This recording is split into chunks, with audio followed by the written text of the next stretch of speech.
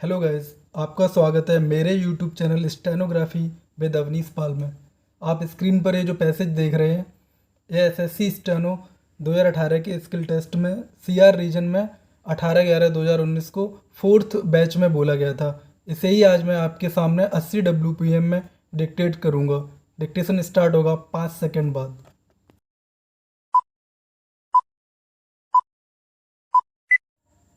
अध्यक्ष महोदय, हमारे देश के दूरदर्शी नेताओं ने काफ़ी सोच समझकर संपत्ति के अधिकार को संविधान के मूल अधिकारों की श्रेणी में रखा था। इस संबंध में गत वर्षों से इस प्रकार की बातें सामने आने लगी हैं कि 150-200 रुपये कमाने वाला आदमी जो अपने और अपने परिवार के सदस्यों को आधा पेट खिलाकर कुछ जो बचा लेता है और उसे अपने बच्चों के लिए डाकघर में जमा करता है, उसका वह अधिकार भी सरकार छीनना चाहती है। गरीब लोगों के इस मूल अधिकार पर सरकार की नज़र टेढ़ी क्यों है?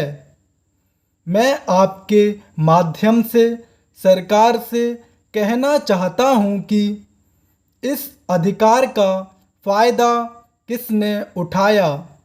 क्या उस आदमी ने जिसकी प्रतिदिन की आमदनी ही 150-200 रुपये है, या फिर वे जिनकी प्रतिदिन 150-200 रुपये बचत है? मैं इन गरीबों का प्रतिनिधि होने के नाते यह जानने का अधिकार रखता हूँ कि इन गरीब लोगों को संविधान सम्मत संपत्ति के अधिकार का कुछ फ़ायदा मिला है। मुझे लगता है कि संपत्ति के अधिकार का लाभ उन लोगों को मिला है जो गिनती में तो 100-150 परिवार ही हैं, परंतु देश की 2/3 दौलत पर उन्हीं परिवारों का कब्जा है। अगर उसका फ़ायदा उन लोगों को मिला है जिन्होंने देश की 2/3 दौलत पर कब्जा कर रखा है, तो हमें निश्चित रूप से संविधान के इस मूल अधिकार पर जन विचार करना होगा और हमको संपत्ति के अधिकार को मूल अधिकारों की श्रेणी में से निकालना होगा। मुझे लगता है कि इसकी जगह रोजगार को मौलिक अधिकारों की श्रेणी में शामिल करना चाहिए, ताकि सरकार की यह जिम्मेदारी हो कि वह इस तरह की योजनाएं बनाए जिसमें सबको रोजगार मिल सके। यदि ऐसा नहीं किया जा सकता है तो उन लोगों को बेरोजगारी का भत्ता देने की व्यवस्था करें जिन्हें आप रोजगार नहीं उपलब्ध करा सकते हैं। अध्यक्ष महोदय, आज मैं आपके माध्यम से एक और बात सदन के सामने रखना चाहता हूँ। आज स्थिति यह है कि एक आदमी वकालत भी कर रहा है, वही आदमी व्यापार भी कर रहा है और वही आदमी संसद का सदस्य भी है। इतना ही नहीं, वह केंद्र सरकार में मंत्री भी है। ऐसे लोगों पर कोई प्रतिबंध नहीं है। दूसरी तरफ बड़ी संख्या में ऐसे लोग भी हैं कि जिनके पास कोई रोजगार नहीं है।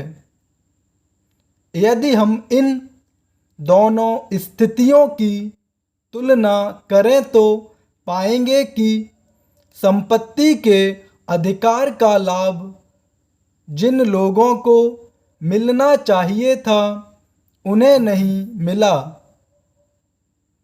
हम इन गरीब लोगों का भला कब करेंगे? आखिर ये गरीब लोग भी इसी देश के नागरिक हैं। अगर हम उन्हें विकास की दौड़ में पीछे नहीं छोड़ना चाहते हैं तो हमें निश्चित रूप से एक काम करना पड़ेगा और वह है देश में इस प्रकार के कानून बनाने की जिसमें प्रत्येक आदमी को कम से कम एक रोजगार मिल सके। जीवन जीने के लिए भी उन्हें वह न्यूनतम आवश्यकताएं चाहिए जो मौलिक आवश्यकताएं हैं उनको पूरा करना ही होगा। इन गरीब लोगों को 2 वक्त की रोटी मिल जाए, पहनने के लिए कपड़ा मिल जाए, रहने के लिए छत मिल जाए, शिक्षा और सुविधा की संसाधन मिल जाएं। यदि हम उनकी न्यूनतम आवश्यकताओं की पूर्ति कर सके तो समझेंगे कि हम देश को सही रास्ते पर ले जा रहे हैं। आज की जो अर्थव्यवस्था है उसमें जिस आदमी के पास पैसा है उसी के पास साधन है। उसको छूट है कि वह जितना चाहे पैसा कमाए, लेकिन जिसके पास पैसा नहीं है, जिसके पास केवल श्रम शक्ति है, उसके पास कोई रोजगार ही नहीं है। वे भी अपने पैरों पर खड़ा होना चाहते हैं। इसके लिए सरकार को कुछ करना चाहिए, कोई योजना बनानी चाहिए और उन योजनाओं को लागू करना चाहिए। अध्यक्ष महोदय, जब भी हम इस स्थिति पर विचार करें तो हमें इस बात के बारे में निश्चित रूप से सोचना होगा कि हम सरकार पर किस प्रकार का दबाव बनाएं ताकि वह अपने कर्तव्यों से बचकर निकल न सके। यदि पूरे सदन का जोर होगा तभी सरकार अपनी योजनाओं में आमूलचूल परिवर्तन करने की दिशा में सोचेगी। मैं यह कहना चाहता हूँ कि आज जो स्थिति है उसके संबंध में हमें विचार करना ही होगा। हमने देखा है कि निजी क्षेत्र के आदमियों को सरकार की तरफ से राहत पैकेज दी जाती हैं। इन धन कुबेरों को राहत पैकेज देने की क्या आवश्यकता है, यह मेरे समझ से परे है। निजी क्षेत्र के लोग देश में रोजगार पैदा करने में असफल रहे हैं। जब उत्पादन क्षमता बढ़ाने की बात आती है तो वे धन की कमी का रोने लगते हैं। आर्थिक सर्वेक्षण के अनुसार निजी क्षेत्र में जितनी उत्पादन क्षमता बढ़नी चाहिए थी, उतनी नहीं बढ़ी। स्टॉप।